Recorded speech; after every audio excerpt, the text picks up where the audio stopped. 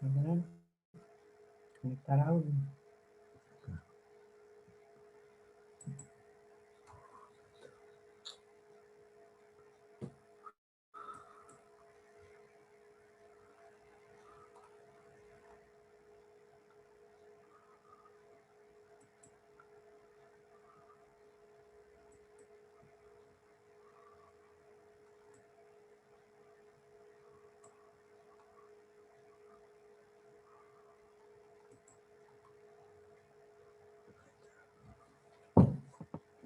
Hola, buenos días. ¿Qué tal? ¿Cómo andan? Hola, buen día, Bueno, profesora. ¿cómo están? Profesora. Bien, bueno. eh, eh, Creo que le iba a pedir que grabaran la clase a la persona que estaba encargada.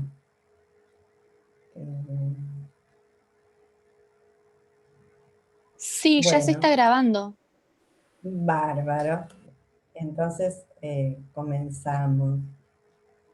Bueno, ustedes ayer estuvieron viendo, y antes de ayer, creo con la doctora Casals, los principios, ¿verdad?, de la adopción.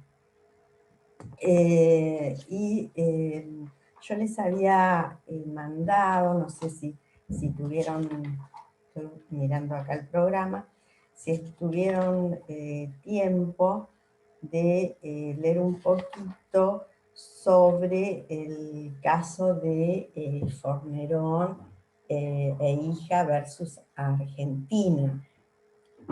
¿Pudieron? Sí, profe, Sí, por profesora. arriba sí. Bueno, ahora lo comentamos. Yo era más que todo para que lo tuvieran en cuenta, ¿no? Bueno, ustedes, uno de los principios que ayer vieron con la doctora, tenía que ver, ¿no es cierto?, mucho con el tema de los tiempos, ¿no es cierto?, dentro del tema de la adopción. En este caso, en el de Fornerón, se planteó un hecho bastante relevante, y que devino injusto en realidad para el padre y para la hija, por el tiempo, ¿no es cierto?, que transcurrió, y que no dejó que durante ese tiempo se pudiera ir entrelazando la afectividad y demás entre el padre y la hija. El caso es que nace una niña el 16 de junio del año 2000, de nombre Diana Elizabeth Enríquez, y del señor Fornerón. Al día siguiente, Enríquez entrega a la hija en guarda provisoria con fines de adopción. Y se entrega a un matrimonio, vamos a llamarle como lo dice las siglas del fallo que les di, BBC. El señor Fornerón no había tenido conocimiento del embarazo de Enríquez hasta que el embarazo se hizo visible, y por lo tanto él recurrió a ella para preguntarle si ese hijo que iba a tener no era de él. Ella le negó, diciéndole que él no era el padre de ese hijo que ella, del cual había quedado embarazada, pero tras el nacimiento de la niña, Fornerón tenía muchas dudas con respecto a eso. Entonces acudió a la Defensoría de Pobres y Ausentes, de Pobres y Menores, y manifestó que él quería hacerse cargo de la niña y si era su padre realmente reconocerla. Y al mes del nacimiento de la menor, el señor Fornerón logró reconocer a su hija. En el procedimiento judicial sobre la guarda, el señor fue llamado a comparecer ante el juez y manifestó en todo momento, ¿no es cierto?, su oposición a la guarda que iban a dar de ese niño, que ya a él le habían llegado los resultados de ADN y establecían que era el padre biológico del niño. Es decir, la prueba de ADN confirma su paternidad. A pesar de eso, el juzgado otorga la guarda de la niña al matrimonio y lo que ofrecen para el padre biológico es un régimen de visitas para que el padre pudiera tener contacto con la niña. El matrimonio, cuando surge esta resolución, interpone un recurso de inaplicabilidad de ley contra esa decisión, es decir, tampoco querían que el padre viera a su hija. Ya vamos en el año 2003, y en el 2003, entonces, el Superior Tribunal de Entre Ríos confirmó la sentencia de primera instancia.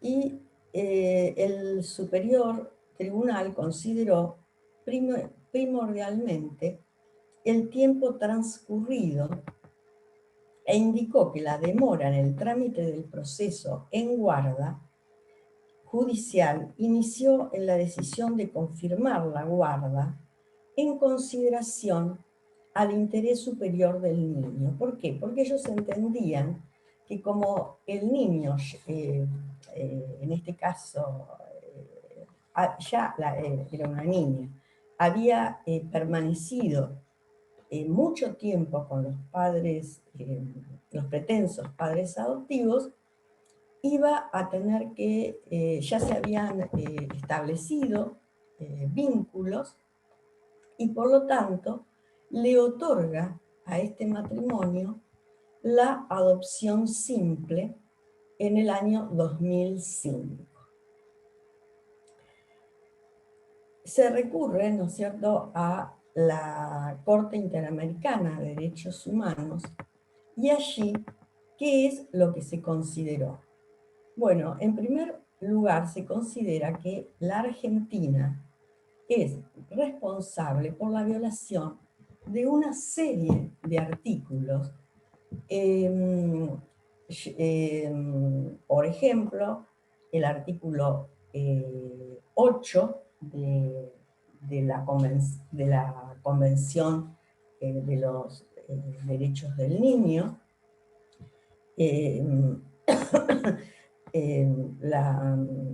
se los leo para hacerlo más rápido, sobre garantías judiciales y derecho a ser juzgado en un plazo razonable, el 19, que trata sobre los derechos del niño, el 17 de la protección integral de la familia. Es decir, aquí por el tiempo transcurrido, se privó tanto al padre como a la hija de tener un trato fluido, porque durante mucho tiempo ese trato no se podía concretar. Del texto surge que dice: los procedimientos administrativos y judiciales que conciernen la protección de los derechos humanos de personas menores de edad particularmente aquellos procesos judiciales relacionados con la adopción, la guarda y la custodia de niños y niñas que se encuentran en su primera infancia, deben ser manejados con diligencia y celeridad excepcionales por parte de las autoridades. Es decir, aquí hubo un verdadero, una inasistencia en cuanto a no proceder rápidamente en un tema de esta magnitud. Dice, el mero transcurso del tiempo en caso de custodia de menores de edad puede constituir un factor que favorece la creación de lazos con la familia tenedora o acogedora. Que eso es en realidad lo que ha pasado a través del tiempo. ¿Por qué? Porque ahora está prohibida, ¿no es cierto?, la guarda a través de un acta notarial o a través de un acto administrativo. Siempre la guarda va a tener que ser, y el estado de adoptabilidad va a tener que intervenir el juez. Pero no hace tanto tiempo, con la ley, con leyes anteriores de adopción, se podía, una persona podía entregar a su niño o niña a través de una simple acta notarial, y esto que hoy sería una nulidad absoluta, llevaría, ¿no es cierto?, a una nulidad absoluta, hacía que luego un matrimonio que había tenido una cantidad de tiempos a un niño, solamente por ese hecho, tenía, entre comillas, o sabía o intuía que el juez se los iba a dar en adopción, por ese tiempo que había transcurrido. Por eso ahora después vamos a ver un artículo que realmente ahora esa entrega a través de acta notarial o cualquier entrega que no fuera judicial está prohibida. El artículo dice entonces que el mero transcurso del tiempo, la nota dice que el mero transcurso del tiempo en casos de custodia de menores de edad puede constituir un factor que favorece la creación de lazos con la familia tenedora o acogedora. Ese es el caso que les comentaba. Por ende, la mayor dilación de los procedimientos, independientemente de cualquier decisión sobre la determinación de los derechos, podría determinar el carácter irreversible o irremediable de la situación de hecho y ser perjudicial para los intereses de los niños y, en su caso, del padre biológico. Los derechos de acceso a la justicia deben asegurar la determinación de los derechos de la persona en un tiempo razonable. Acá el tiempo en este tipo de institución, de esta figura de la adopción, es fundamental. Porque cuanto más tiempo tenemos a un niño en una institución o con un matrimonio que lo tiene en tránsito, los plazos del niño para ser adoptado también se van acortando. Y sobre todo si son muchos hermanos. ¿Por qué? Porque generalmente los pretensos padres adoptivos generalmente quieren niños pequeños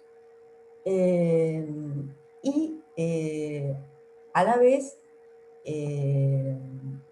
por supuesto, pretenden que el trámite sea lo más breve posible. En el mismo fallo dice, el derecho de acceso a la justicia debe asegurar la determinación de los derechos de la persona en un tiempo razonable. La falta de razonabilidad en el plazo constituye en principio por sí mismo una violación de las garantías judiciales. En ese sentido, la Corte ha considerado los siguientes elementos: la complejidad del asunto, la actividad procesal del interesado, la conducta de las autoridades y la afectación generada en la situación jurídica que involucrada en el proceso.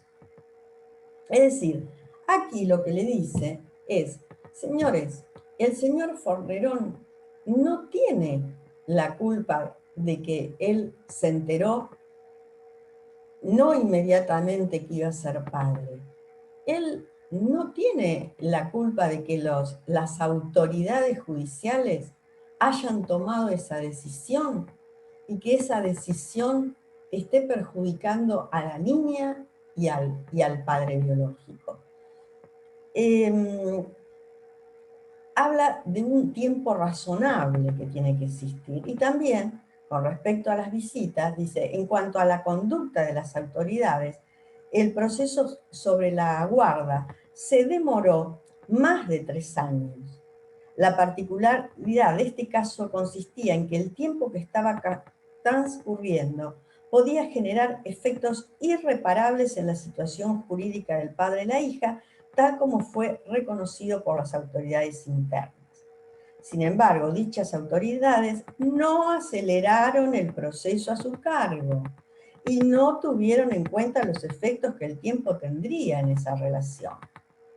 No es posible para las autoridades alegar que tenían poca gente para despachar, que no, para eximirse de la obligación que les competía.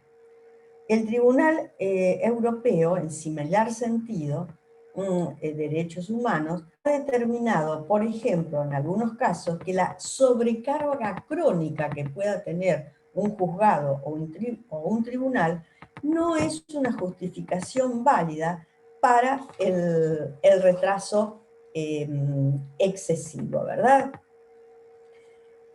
En la última parte dice que la ausencia de decisión y el establecimiento de un régimen de visitas ha impedido que padre e hijo se conozcan y que establezcan un vínculo en los primeros 12 años de la niña. Miren todo el tiempo que pasó.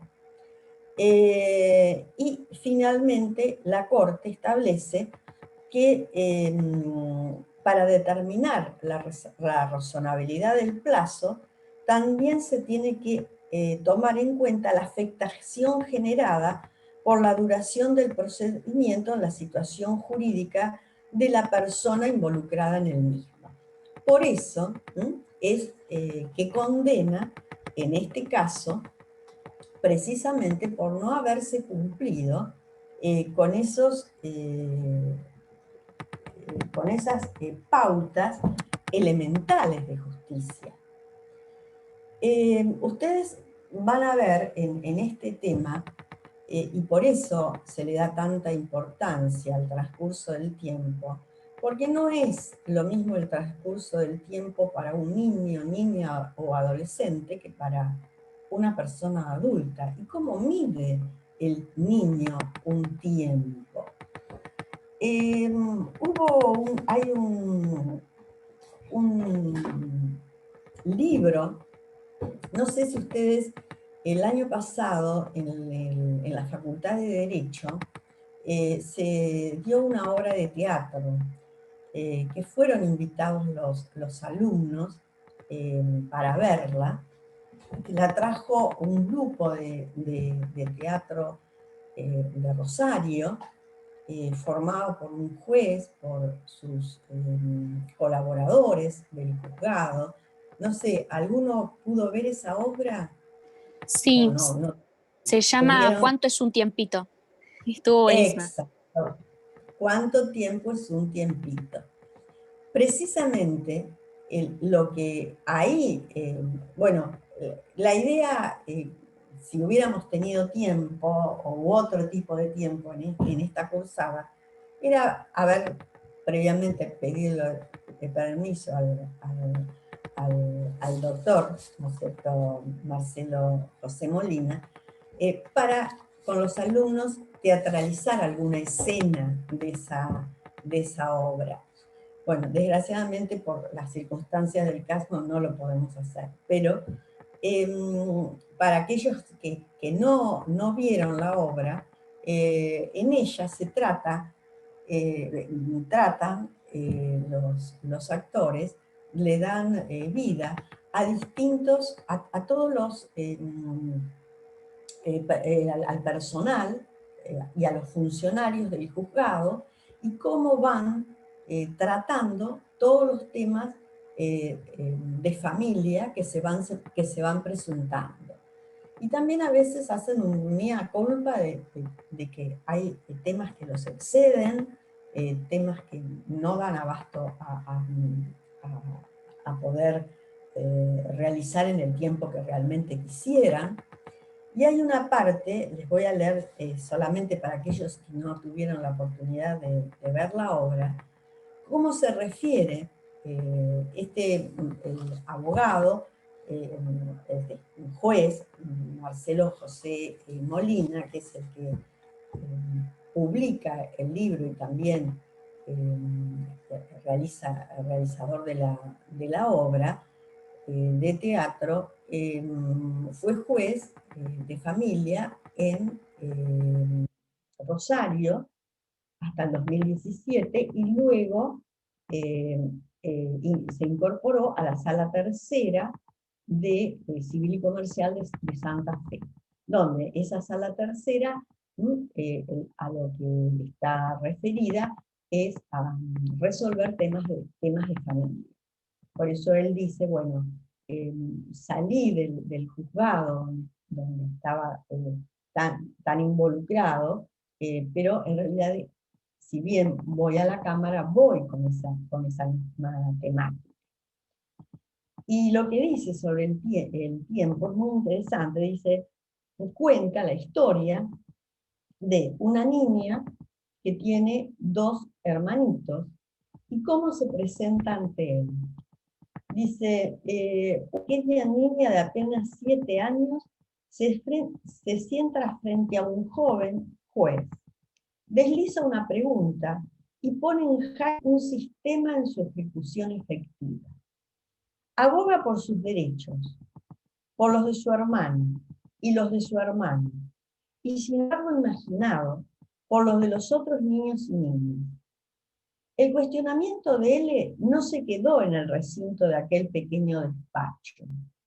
Esas 5 palabras, ¿cuánto tiempo es un tiempito?, generan tantas lágrimas como sonrisas, pero sobre todo nos colocan inevitablemente a los adultos en una situación de introspección necesaria, de reflexión y de revisión de aquellos que estamos haciendo por las personas que transitan la niñez y la adolescencia. Ese proceso de barajar y dar de nuevo abarca a todas aquellas personas que de algún modo u otro se relacionan con la niñez y la adolescencia, pero se instala como énfasis en quienes tienen responsabilidades institucionales. Es decir, aquí hay personas, funcionarios, equipos técnicos que tienen responsabilidad. ¿De qué sirven las letras de nuestras convenciones, constituciones, códigos, leyes, resoluciones, planes, protocolos de actuación, observatorios, organismos, si cuando el derecho llega, la infancia ya no está?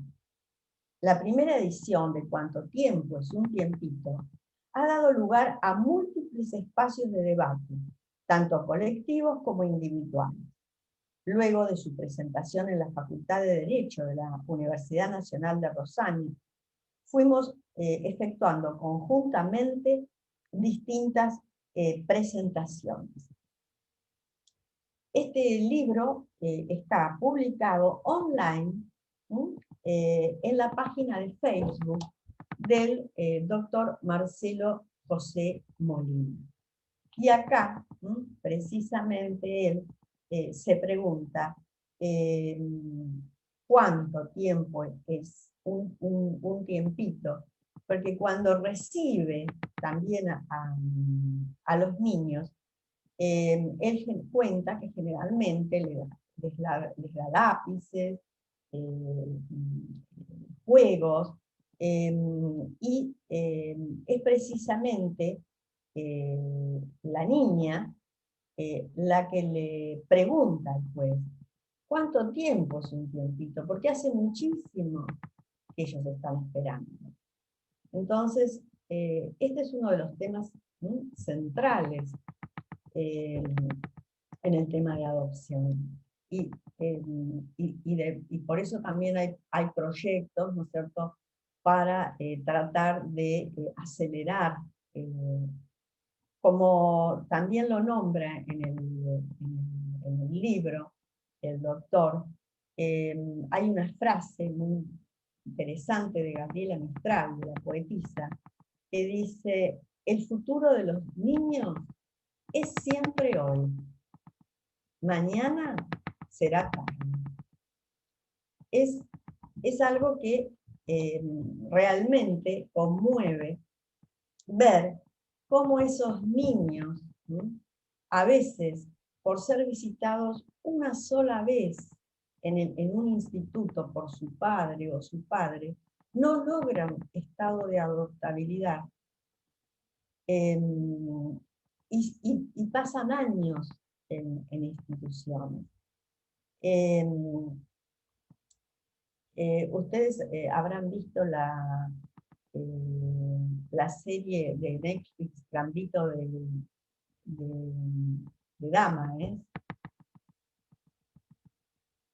¿Vieron esa serie? No, ¿cómo se llama? Gambito de Dama.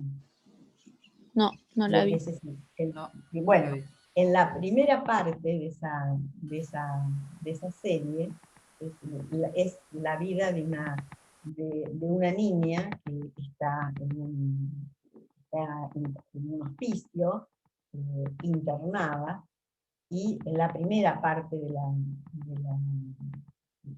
el primer capítulo, bueno, se ve eh, el deseo de todos los niños que están ahí de ver cuando llegan las personas que van a adoptar, a quién se van a llevar.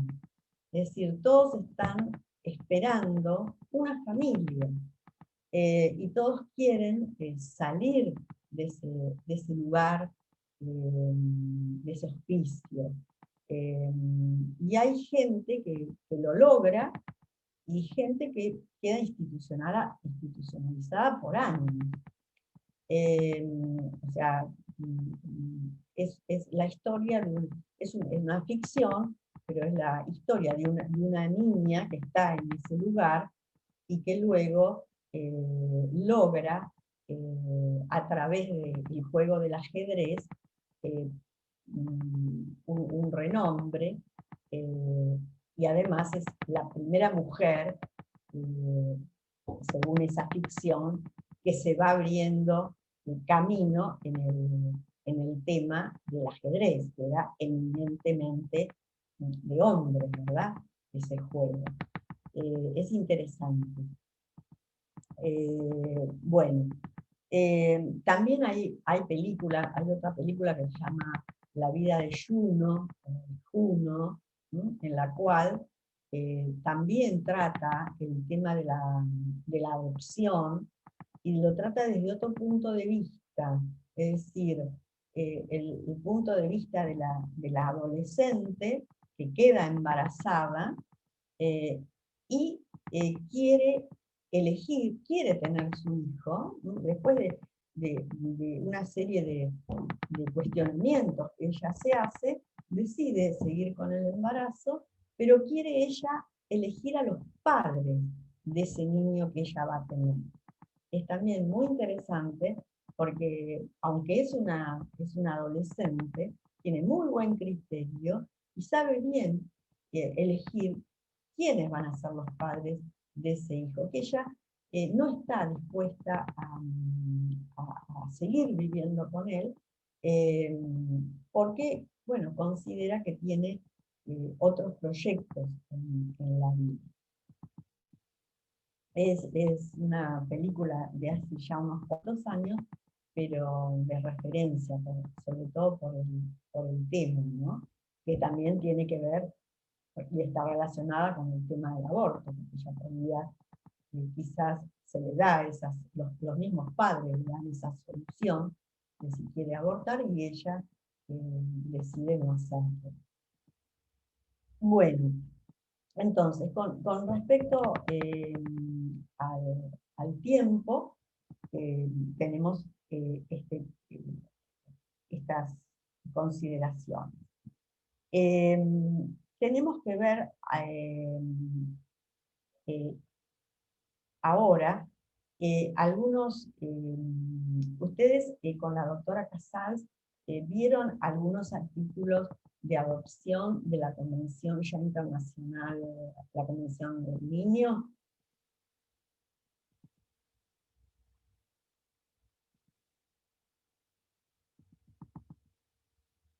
¿Se acuerdan si vieron algo? ¿No me están escuchando? Yo estoy esperando que mis compañeras contesten, pero por el hecho de que ayer no pude asistir a la clase.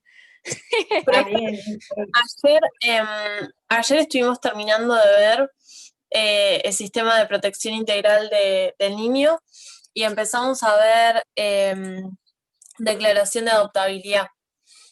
Ah, está bien. Bueno, entonces ya sé por dónde yo sí. Bueno, entonces vamos a, bueno, dentro de la convención, ¿no es cierto?, de los derechos del niño, van a ver que existen distintos artículos que se relacionan con el tema de la adopción. Uno es el artículo 8, que es precisamente en el que está marcado en el caso Fornerón, y ¿a qué se refiere? A que los estados se comprometen a respetar el derecho del niño, a preservar su identidad, incluso incluido la nacionalidad, el nombre, las relaciones familiares de conformidad con la ley, sin injerencias ilícitas. Eso es en general, pero en particular en la adopción,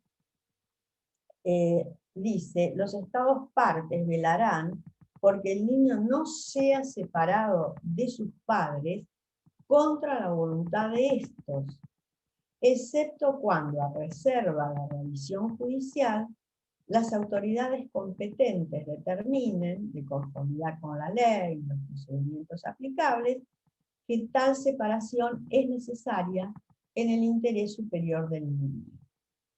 Tal determinación puede ser necesaria en casos particulares, por ejemplo, en los casos en que el niño es objeto de maltrato o descuido por parte de sus padres, o cuando estos viven separados y debe adoptarse una decisión acerca del lugar de la residencia del niño.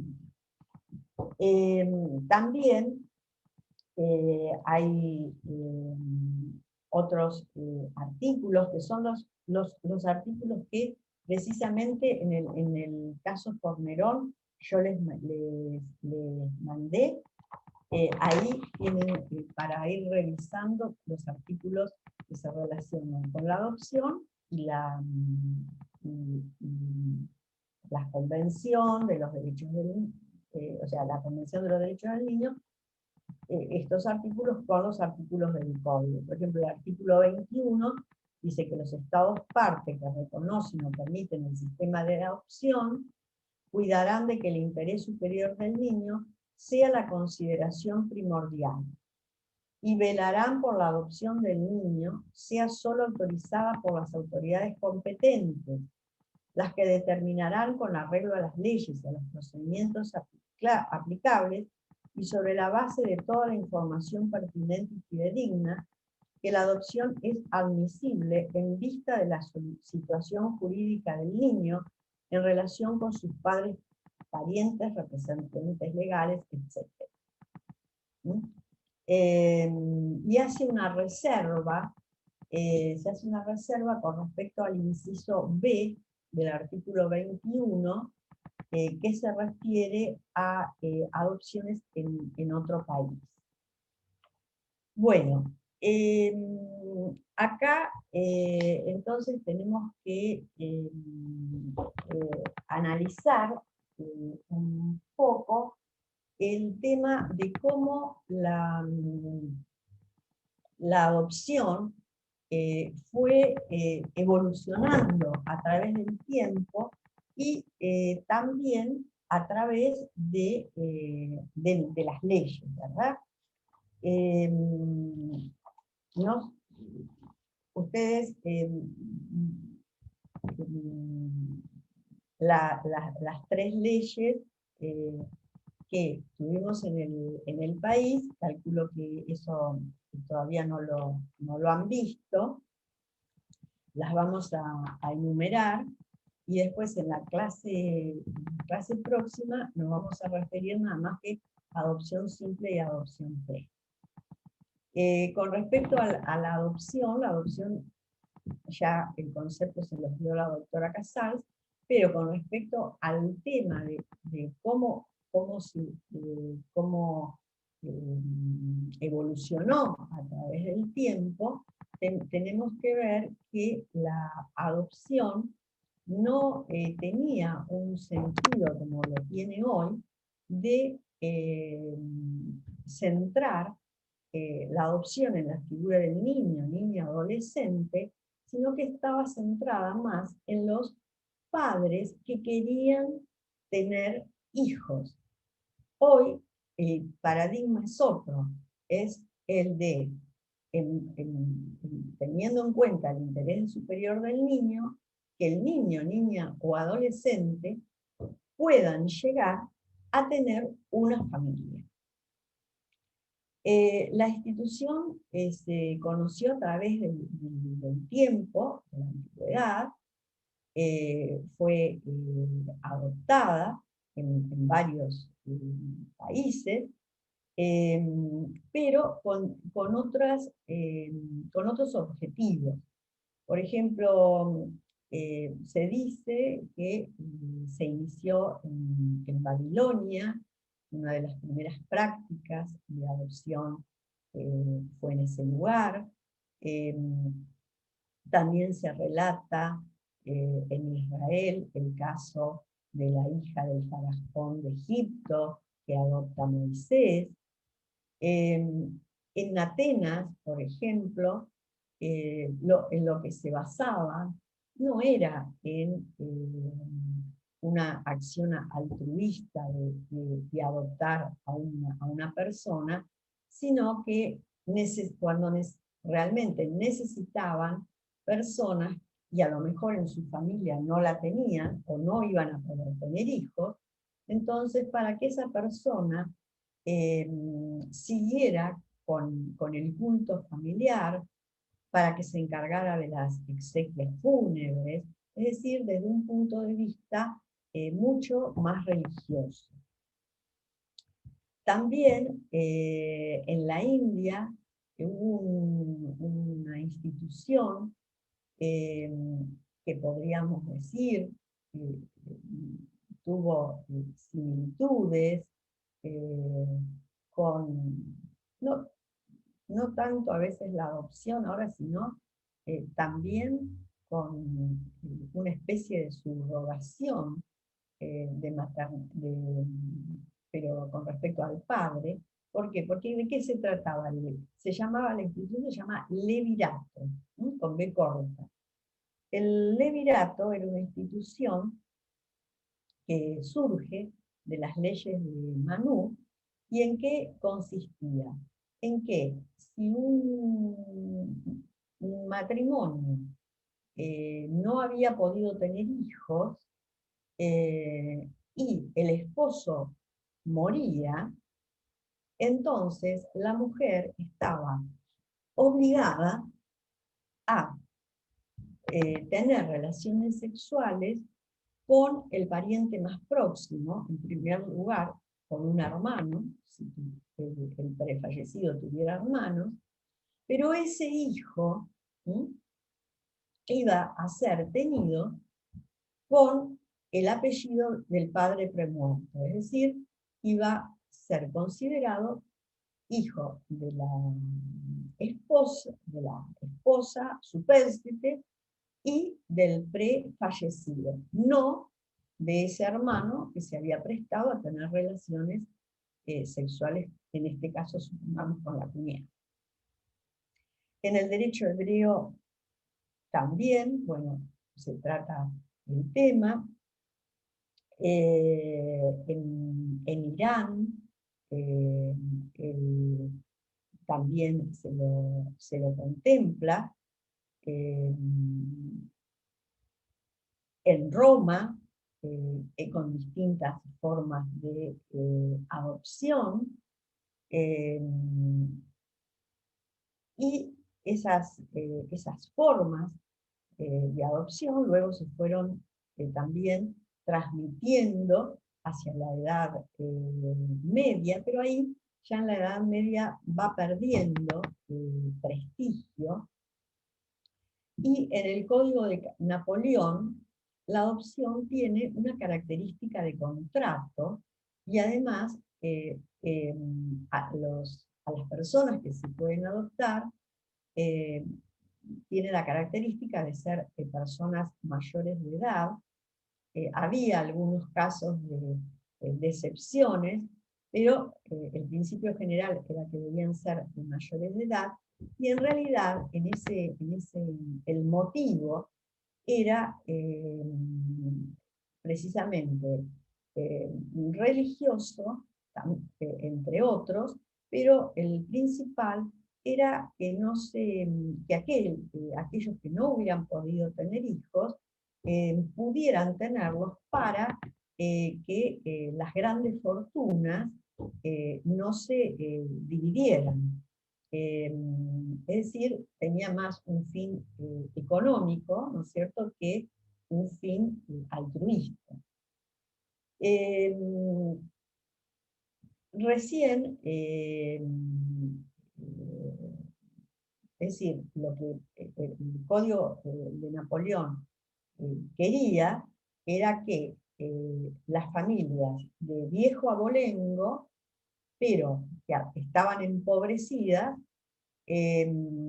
podían unirse con familias plebeyas de mayor riqueza, y sí, lograr que no se dividieran esas grandes fortunas, pero si además no tenían hijos, entonces necesitaban de un hijo para poder, es decir, van a ver cuando vean el tema de sucesiones, que a veces lo que se creaba era verdaderas sucesiones paralelas, ¿no? Pero no era el objetivo la protección de la infancia. Recién va a aparecer este objetivo después de la Primera Guerra Mundial, cuando quedan tantas niños, niñas, adolescentes huérfanos, y entonces allí va a tomar más importancia la adopción y va a cambiar ese enfoque, porque va a tener en cuenta a la infancia desvalida. En la Argentina hubo muchos proyectos respecto al tema de la adopción, pero recién en el año 1948 es cuando se dicta la primera ley, que es la ley 13.252 del año 1948. ¿Por qué tuvieron que tomar esta decisión luego de que existieran tantos proyectos en los que en definitiva no habían llegado a buen fin? Bueno, porque en la Argentina en 1948 se produjo un terremoto muy importante en la provincia de San Juan. Allí quedó una cantidad importante de niños desvalidos, huérfanos, y entonces se vio la necesidad de crear, de sancionar una ley de adopción. La particularidad de esa ley, de esta ley 13.252, fue que crea una sola figura, y se trata de la figura de la adopción simple.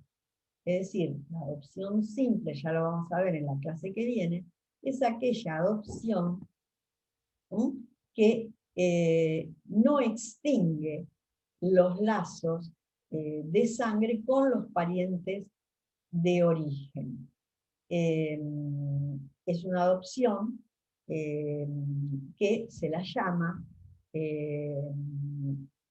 se dice que esta adopción, ¿qué calidad le da al hijo? Le da una calidad de un estatus de filie, es decir, calidad de hijo, pero no un estatus familie, porque no lo incorpora a la familia de los padres adoptivos. Casi más de 20 años después, en el año 1971, el 21 de julio de 1971, se sancionó la ley 19.134, y aquí sí, esta ley es una ley mucho más innovadora, transformadora del régimen que se había creado con anterioridad. Y tiene la particularidad que crea dos tipos de adopción: la adopción simple y además la adopción plena. Esa adopción plena lo que va a hacer es que el hijo adoptivo tenga un estatus familiar. Es decir, que si bien corta los lazos con su familia de origen, ingresa en la familia adoptiva y va a tener parentesco con la familia de los adoptantes o del adoptante. Esto lo vamos a ver en la clase próxima en detalle, pero para que ustedes tengan una idea. Es decir, la primera ley tenemos la adopción simple. En la segunda ley, en la 19.134, una doble adopción, la simple y la plena. Luego, en 1997, el 28 de febrero de 1997, se sanciona y luego se promulga en el mes de marzo de ese mismo año la ley 24.779,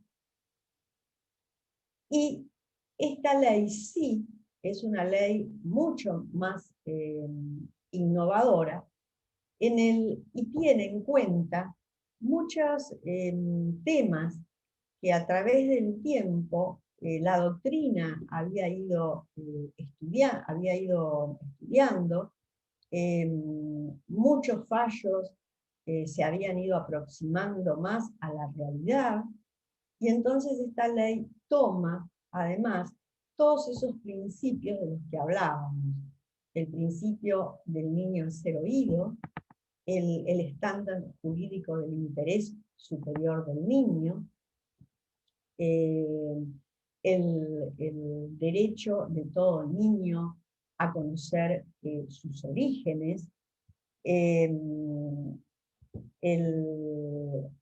compromiso de los padres adoptivos a también hacer conocer al menor su origen. Permítanme un minuto que voy a abrir una ventana porque hace mucho calor. Disculpen. Bueno, esa ley, la 24779, es la que después se incorpora al código anterior, ¿verdad?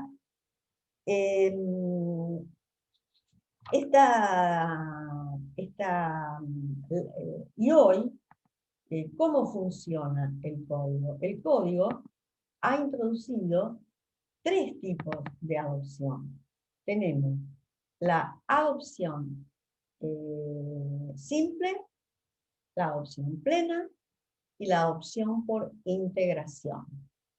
La adopción por integración es aquella que le permite, ¿no es cierto?, al hijo de un cónyuge o de un conviviente poder ser adoptado por el esposo o el conviviente de la mujer. Por ejemplo, si una mujer ha tenido un hijo de una relación anterior y luego se casa o convive con otra persona, pero esa persona se convierte a través de la posesión de Estado y a través del cuidado que le brinda a ese hijo en la práctica, en un verdadero padre, entonces se permite la adopción por integración. Esto lo vamos a ver también, estos 3 tipos de adopción los vamos a ver en la clase próxima. Hoy vamos a, bueno, les quedó claro este detalle, así un poco sintético, pero de la parte histórica.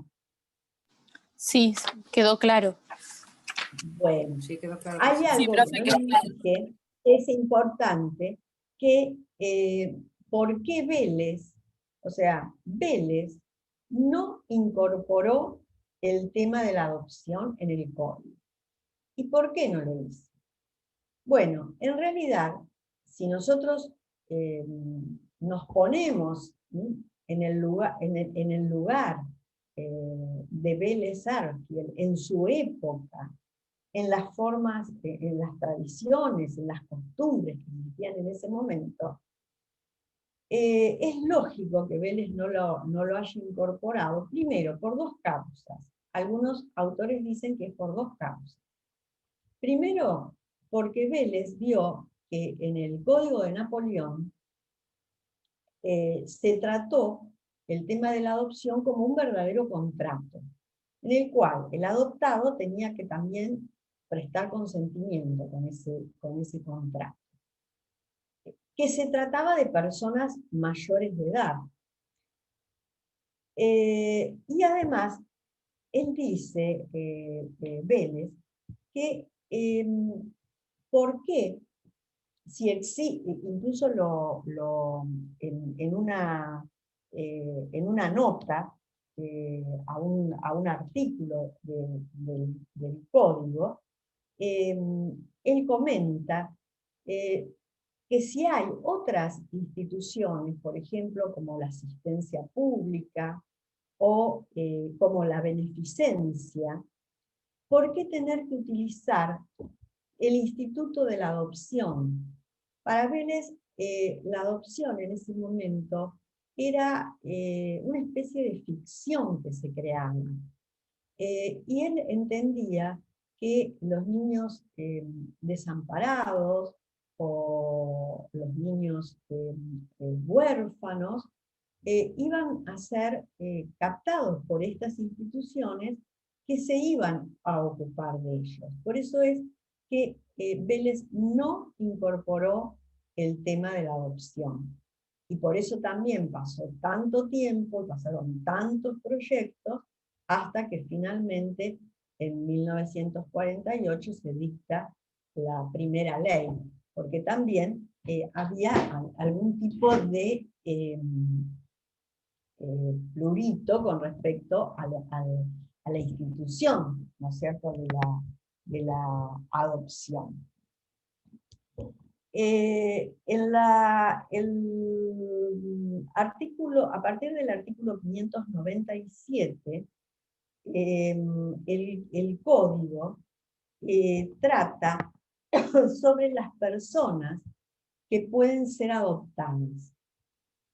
Y dice, estoy mirando el reloj para que no se nos pase la hora. El artículo 527 dice, personas que pueden ser adoptadas. Pueden ser adoptadas las personas menores de edad, no emancipadas, declaradas en situación de adoptabilidad o cuyos padres hayan sido privados de responsabilidad parental. Es decir, enfoca la adopción en los menores de edad, pero trae dos excepciones, porque en el párrafo siguiente establece que excepcionalmente puede ser adoptada la persona mayor de edad y puede serlo en dos circunstancias. Primero, si se trata del hijo del cónyuge o conviviente de la persona que pretende adoptar. Acá donde estamos, frente a la adopción por integración, ¿verdad? Y segundo, si hubo posesión de estado de hijo mientras era menor de edad, fehacientemente comprobado.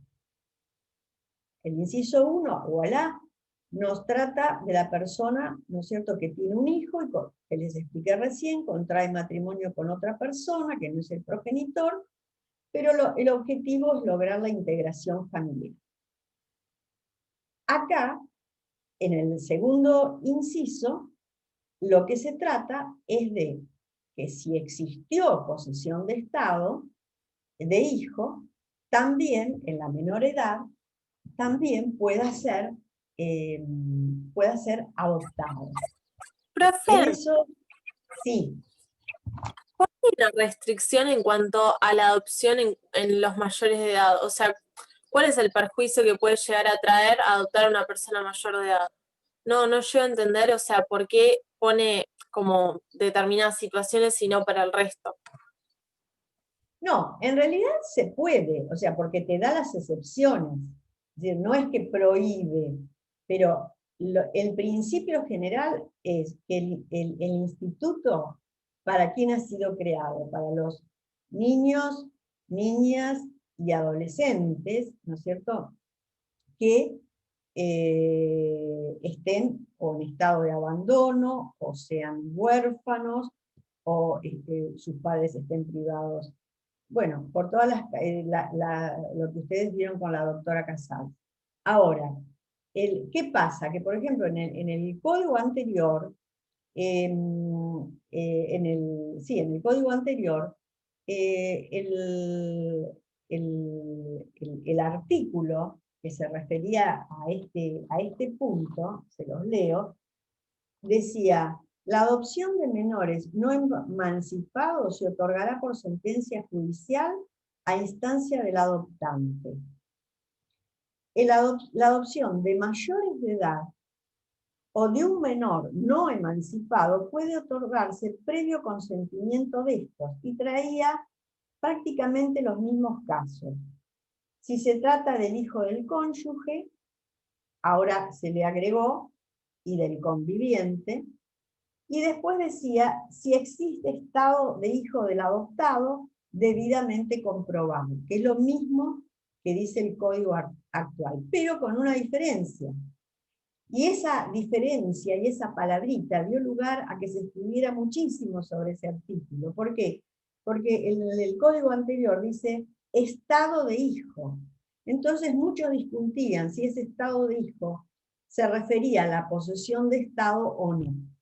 Hoy el legislador dejó de lado todas esas dudas. ¿Por qué? Porque dice precisamente en el artículo, acá tengo el artículo en que lo veo, el 597, no, este es el 97 personas que pueden ser adoptadas. Les dice, pueden ser adoptadas las personas menores de edad no emancipadas, declaradas en situación de adoptabilidad, o cuyos padres han sido privados de la responsabilidad parental. Y excepcionalmente puede ser adoptada la persona mayor de edad cuando se trata del hijo del cónyuge. O sea, es muy similar al artículo, ¿no es cierto?, del código anterior. En realidad, porque se quiere proteger a la niñez, más que a las personas mayores, ¿no? Ese es el fundamento. Después, el artículo 598 trata sobre incluso este artículo, por ejemplo, hay una parte del artículo, en el inciso A, dice, se trate del hijo del cónyuge o conviviente de la persona que pretende adoptar. El código anterior lo que decía que si se adoptaba al hijo del cónyuge, esa adopción era el 313 del código anterior, esa adopción tenía que ser simple. ¿Y por qué tenía que ser simple? Porque se supone que si no, se cortan los vínculos con la familia de sangre.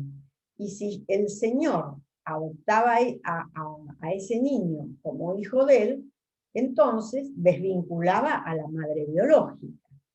Entonces ellos en esa ley, los legisladores entendieron que siempre la adopción tenía que ser simple. Pero, como todos los artículos del código o de las leyes, siempre tenemos la opción de que si consideramos un caso en particular y que en ese caso no se hace justicia, podríamos plantear la inconstitucionalidad del artículo. Y el artículo 313 fue, en varias ocasiones, se planteó la inconstitucionalidad de ese artículo, y hubo un caso de jurisprudencia en Mar del Plata. Siempre dijimos, ¿no es cierto?, que en los temas de filiación, como adopción, etcétera, tenemos que ver casos particulares. Bueno, en este caso particular, fue un caso que lo resolvió, fue con sentencia de la doctora Iglesias, que en ese momento estaba a cargo del juzgado número 2 de familia, quien dictó la sentencia, y una abogada solicitó la inconstitucionalidad del artículo 313, ¿por qué? Porque consideraba que lo que el pretenso padre adoptivo quería era una adopción plena, no una adopción simple. No solo por el tema del que les hablé, sino porque realmente ameritaba en esa causa. El tema fue así. Era una pareja que luego se casa, pero antes de ese casamiento, el señor había conocido a la señora y esta ya tenía una bebé. La conoce cuando la niña era muy chica, y cuando era prácticamente bebé, y entonces comienza todo el tema comenzó en el año 1992. Vean que ahí estaba vigente el 313, que prohibía que fuera plena la adopción. Y entonces, ¿qué es lo que hace la abogada del señor?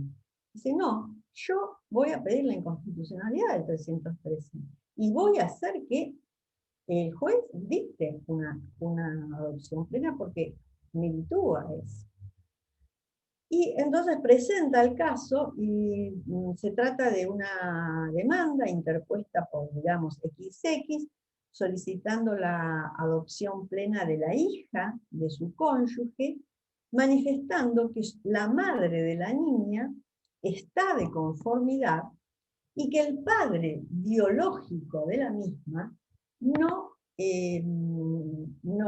nunca no la reconoció, y que además han tratado de buscarlo, realmente se lo buscó hasta en España, y en distintos lugares donde se pensó que podía estar y no se lo ubicó, y entonces solicita. ¿Por qué?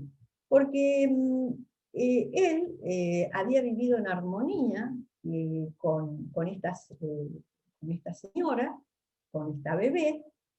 Luego la niña se fue haciendo más grande, y en el año 1996 él se casa con quien era su pareja, y luego tienen otra hija, una hija biológica, y entonces ahí él comienza a pensar, y sobre todo cuando empiezan a ir una al jardín, la otra al colegio, etcétera, etcétera, que era muy triste que una tuviera un apellido, el apellido de la mamá, y la otra tuviera el apellido de él, que él durante toda su vida había actuado como padre, ¿no? Era quien, o sea, en lo espiritual y en lo material, porque era él quien pagaba todas las cuentas de su colegio, el que asistía a los actos del colegio, etcétera, etcétera. O sea, que había un grado de afecto y de compromiso, y sobre todo de deseo. Porque en definitiva, la adopción, chicas, es tener deseo de formar una familia. Entonces ese deseo existía. Y qué mejor que en lugar de restar, sumar.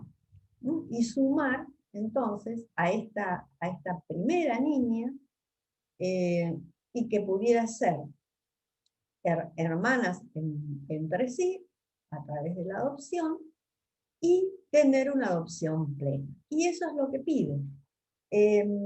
Y pasa las actuaciones al fiscal, en ese momento era el doctor Fernández Garelo, pasa a la asesora de menores, y los dos, con muy buenos criterios, entienden que es un caso en el que realmente se debiera apartar el juez del artículo 313, porque amerita que ese matrimonio pueda disfrutar de sus dos hijas, y que sus dos hijas puedan disfrutar de ser conocidas también socialmente en el afuera, como hermanas. Dicta entonces una resolución en mayo del 2005, que es el juzgado de familia. En ese momento era el juzgado de familia número 1. Yo les dije el 2 porque después fueron cambiando. Pero, establece o sea, va a tener efecto retroactivo al 4 de mayo del 2005. ¿Por qué? Porque cuando se incorpora o se adopta el hijo del cónyuge o del conviviente, se retrotrae al momento del inicio del pedido de adopción.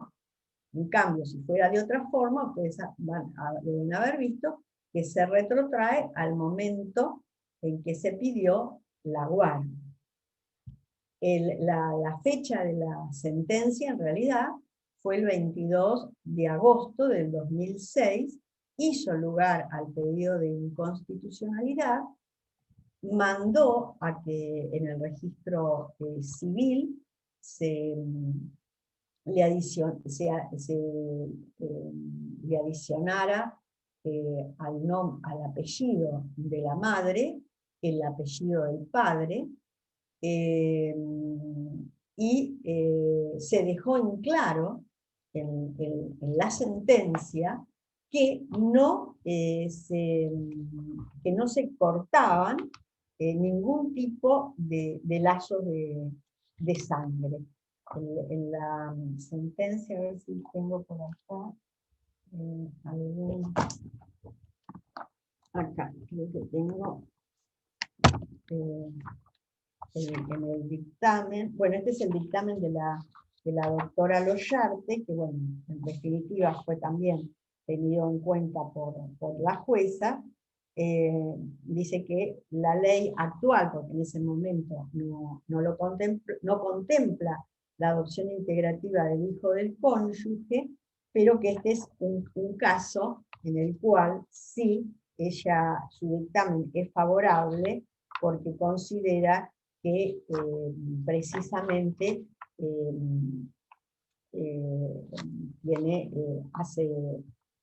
hace a la cuestión de la integración familiar. Y dice: solicito se sirva a decretar la inconstitucionalidad, se otorgue la adopción plena de la joven respecto de su padre, que en ese momento era su padre afín, y se tenga en cuenta que no se extinga el vínculo jurídico con la progenitora ni con los parientes de esta última. Cosa, ¿no es cierto?, que después se plasmó también en la sentencia.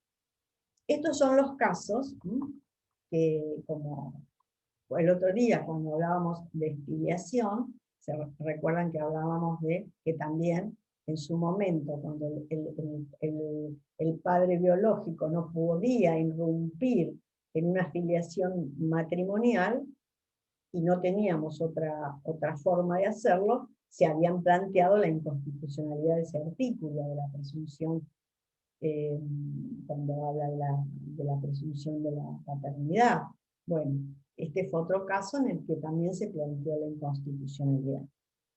Bueno, el 598 nos habla de que pueden ser adoptadas varias personas simultáneamente o sucesivamente. La existencia de descendientes del adoptante no impide la adopción, y en este caso deben ser oídos por el juez, valorándose su opinión de conformidad con la edad y grado de madurez.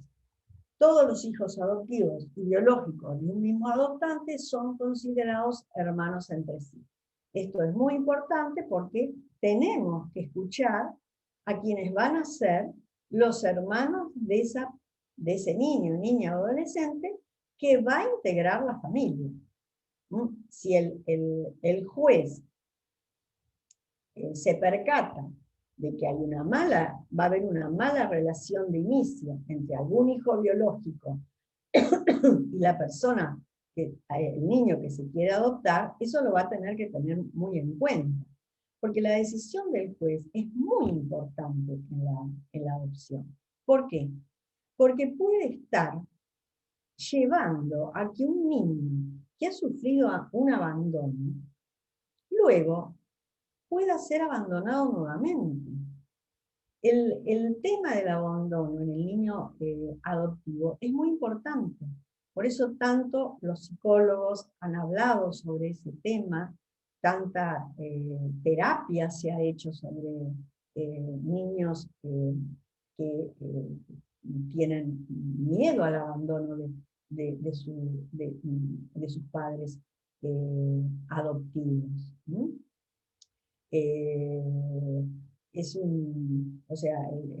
Por eso, también dentro de los principios, no está en estos artículos, en otro artículo lo vamos a encontrar, está ese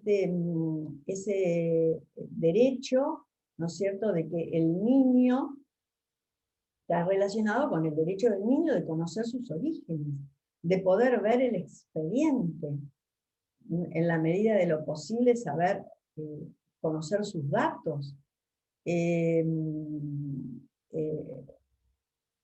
Y además, la mirada del juez sobre los pretensos padres adoptivos, sobre los hijos de esos hijos biológicos de esos padres, y sobre los padres en sí, sobre los padres, los pretensos padres adoptivos, porque hay muchos casos en los cuales hay que afinar muy bien la mirada, los gestos de esos padres, el interés con que van a esa audiencia, ver si los dos están realmente de acuerdo, porque si no, se le puede hacer un daño enorme al niño. Yo vi un caso en el cual, desgraciadamente, no se había tratado la adopción en un tribunal de familia, sí en un juzgado, cuando todavía los juzgados trataban el tema de las adopciones, en el cual se adoptó a un niño, y el niño mismo pidió que no quería estar más con su mamá adoptiva, que quería vivir con su papá adoptivo, porque la mamá adoptiva nunca lo había querido. Y desgraciadamente era cierto.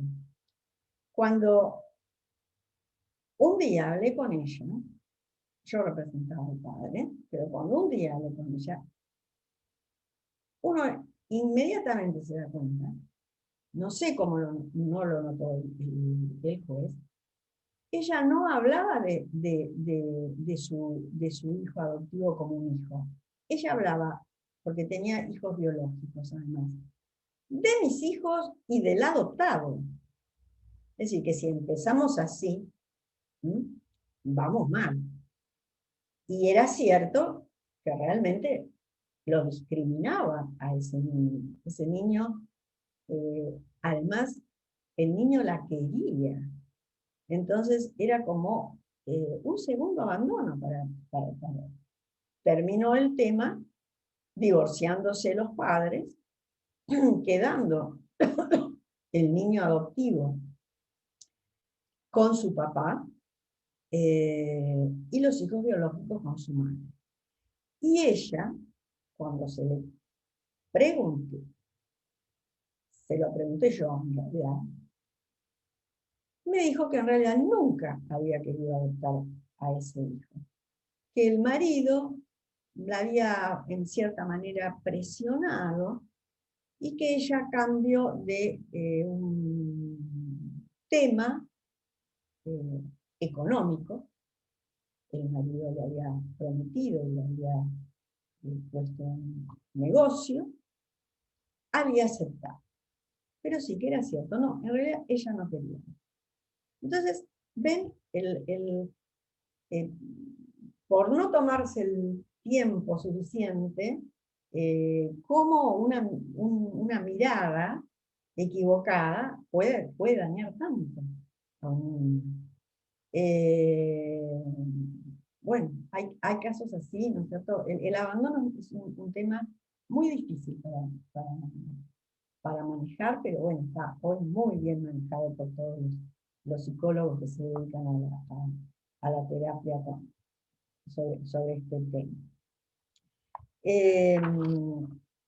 Bueno, otro punto es las personas que pueden ser adoptantes. Dice, niño, niña o adolescente pueden ser adoptados por un matrimonio o ambos integrantes de una unión convivencial o por una única persona. Todo adoptante debe ser por lo menos 16 años mayor que el adoptado, excepto cuando el cónyuge o el conviviente adoptan al hijo del cónyuge o conviviente. Si ahí fuera mayor, bueno, no interesa, ¿no es cierto?, porque va a ser una adopción de integración.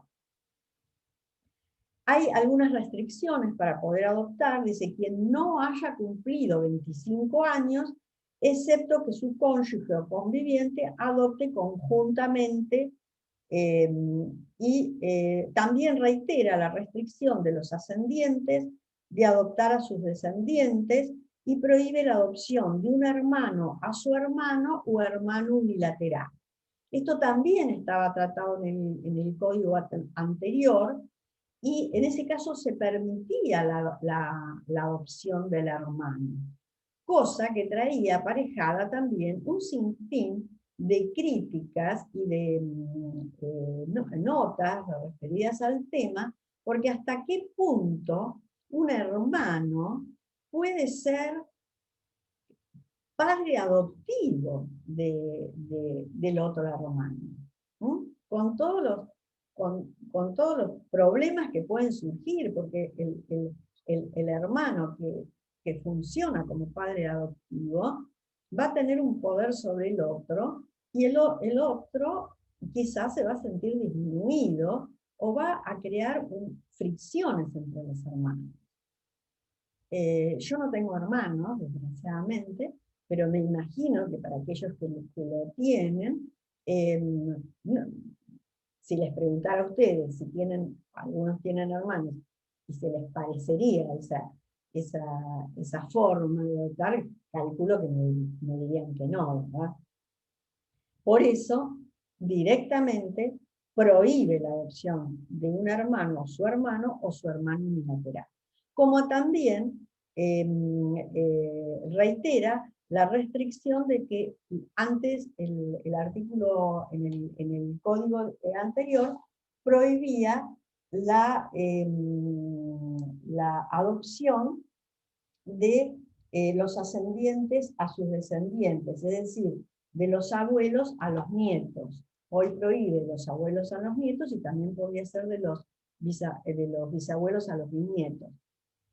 Igualmente ha habido casos de excepción, como en el año 1995, un caso en Santa Fe de la Sala 3, en que se aceptó la adopción de un abuelo respecto a su nieto. ¿Por qué?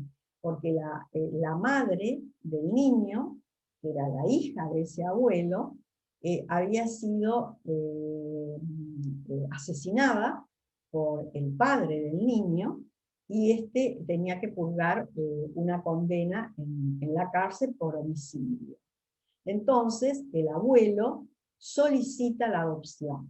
En ese momento regía la prohibición, ¿no es cierto?, por la ley 19.134 y por la 24.779.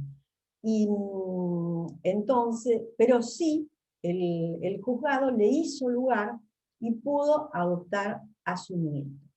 Ahí la doctrina no fue unánime. Algunos consideraron que estaba dada mal la sentencia. ¿Por qué? Porque naturalmente los abuelos tienen la tutela de los nietos. Entonces decía que era excesivo darle ese nieto en adopción.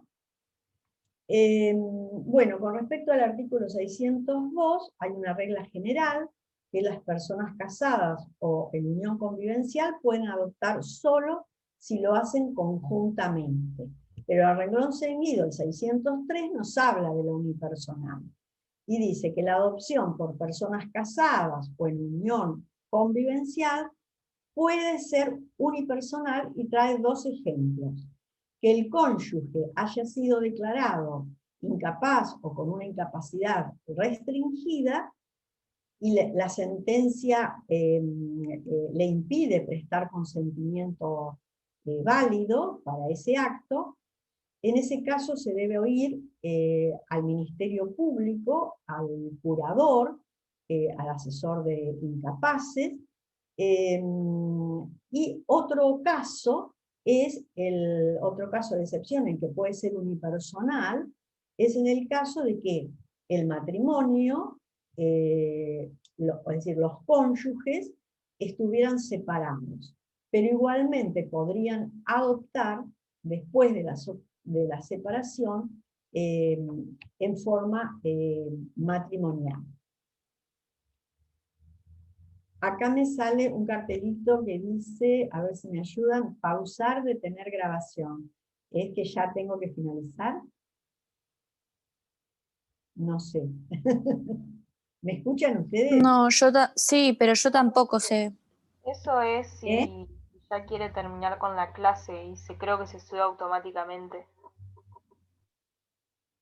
O sea, puedo seguir hablando. ¿Usted quiere que se termine de grabar acá? Puede seguir hablando igual. Ah, bueno. No, quería darles alguna cosita. No sé si ya están cansados. No, yo lo que le digo es que la grabación puede continuar o no, pero usted puede seguir hablando independientemente de eso.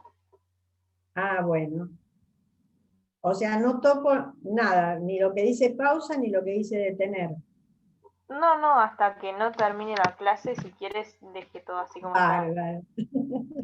Muchas gracias. Bueno, después nos habla de la adopción conjunta y el fallecimiento de uno de los guardadores. Dice, cuando la guarda con fines de adopción se hubiese otorgado durante el matrimonio o la unión convivencial y el periodo legal se completa después del fallecimiento de uno de los cónyuges o convivientes, el juez puede otorgar la guarda sobreviviente y generar vínculos jurídicos de filiación con ambos integrantes de la pareja. Es decir, se han dado casos, ¿no es cierto?, parejas que ya habían iniciado la adopción, que habían solicitado la guarda, estaban en trámite de adopción, y fallece, por ejemplo, en un accidente de tránsito, uno de ellos. Bueno, igualmente la adopción, cuando salga la sentencia de adopción, podrá ser hecha a nombre de el esposo y de ella. Y aún en el caso que hubieran fallecido los dos, supongamos en el accidente, pero hubiera existido el deseo de adoptar, también el juez podría dictar esa sentencia a favor de los padres prefallecidos.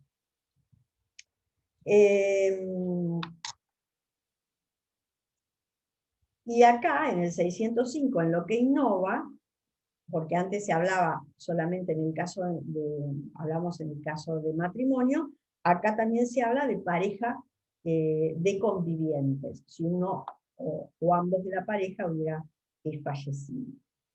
Un caso que se dio en el Tribunal de Familia número 1 de Mar del Plata en el 2008, en ese momento la jueza era la doctora Ballarín, precisamente tuvo esas características. Y el último artículo, el 606, nos habla de la adopción del tutor, y dice que el tutor solo puede adoptar a su pupilo una vez extinguidas las obligaciones emergentes de la tutela. Y con respecto a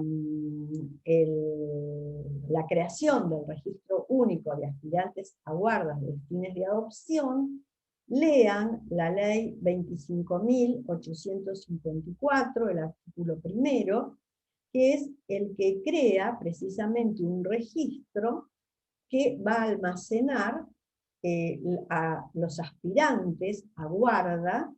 Y luego va a existir un sistema de redes con las distintas provincias para cuando en distintas localidades surjan la necesidad de que algunos niños puedan ser dados en guarda. Siempre la idea es la de conservar el centro de vida del niño que va a ser adoptado. Es decir, no traer un niño de Salta, a lo mejor a Mar del Plata, si en Mar del Plata hay una cantidad suficiente de niños que pueden ser adoptados. Es decir, no hacerle sufrir al niño un desarraigo, ¿verdad? Y con respecto al tema, también muy importante, de tratar de no dividir, no separar a los hermanos. Todas las juezas de familia hacen lo imposible por buscar padres que puedan, si hay, por ejemplo, 2 hermanitos o 3 hermanitos, que puedan vivir juntos esos hermanitos. Pero hay casos en los que evidentemente no se puede, porque alguno ha sido adoptado con anterioridad y luego van a ser adoptados otros 2, supongamos, sí, lo que en la sentencia han dejado en claro las juezas, que ya sea que fuera adopción plena o adopción simple la que se hubiera otorgado a esos niños, a esos padres adoptivos, la obligatoriedad de que subsista el vínculo y las visitas de esos hermanos. Es decir, que medianamente pueda fluir, ¿no es cierto?, o sea, que no se pueda destruir el amor filial entre los hermanos. Eso sí, hay casos también de jurisprudencia en Mar del Plata, en los cuales se han dictado sentencias en ese sentido, para no dividir a los hermanos. Siempre se busca primero poder integrar.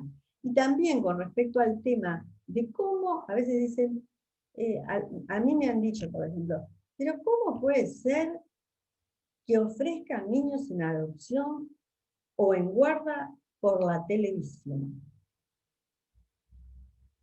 ¿A ustedes qué les parece esto? ¿Han escuchado algo de ese tema? No, jamás vi en la televisión que ofrezcan niños o niñas o adolescentes en adopción. Nunca vi. Bueno. No, yo la verdad que tampoco. En el juzgado de la doctora Obligado, cuando tienen casos que son muy complicados y de niños que realmente necesitan una ayuda, una familia, o ya sea una adopción unilateral o bilateral, la doctora o algún funcionario del juzgado lo anuncia, ¿no?, a través de los medios, para que la gente que esté anotada en la lista en el registro, y aún aquellos que a lo mejor no están anotados en el registro, pero pueden tener una charla con la jueza, para tratar de acercar a este niño una familia que lo pueda que lo pueda en guarda con fines de adopción. Hay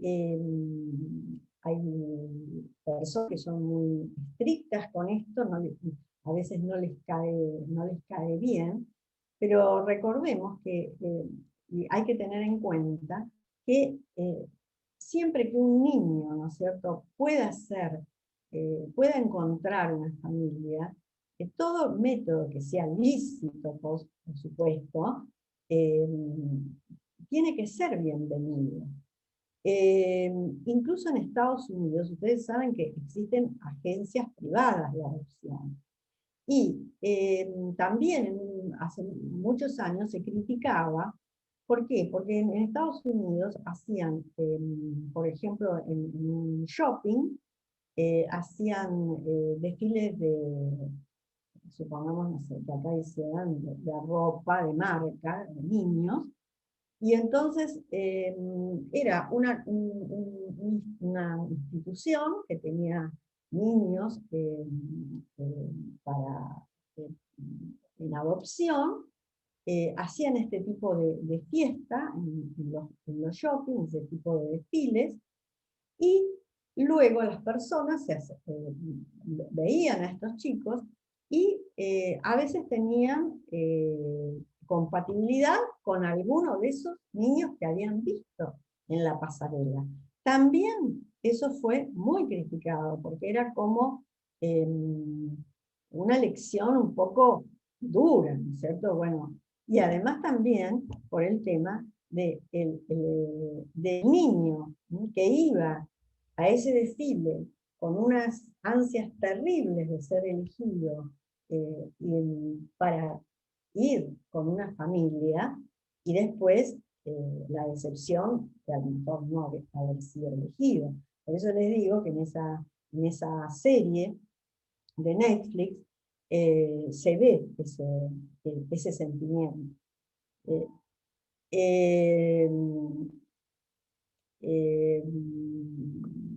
Bueno, creo que ahora sí ya tenemos que finalizar porque me ponen finalizar la reunión. Así que no sé si, bueno, si les quedó algo, alguna duda sobre esto. ¿Están por ahí? No, profe, yo no tengo ninguna duda. No sé, las chicas. Yo tampoco. Bueno, me alegro entonces. Entonces vamos a seguir en la próxima clase, ya dividiendo bien cuáles son las distintas formas de adopción y sus características. Vayan viendo adopción simple y adopción plena, así si les surge algún tema en especial que quieren preguntar, lo vemos, ¿no?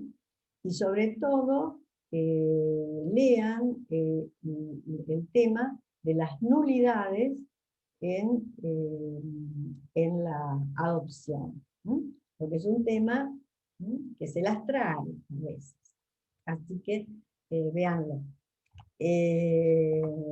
Bueno, por ahora entonces me despido y nos veremos en la clase próxima.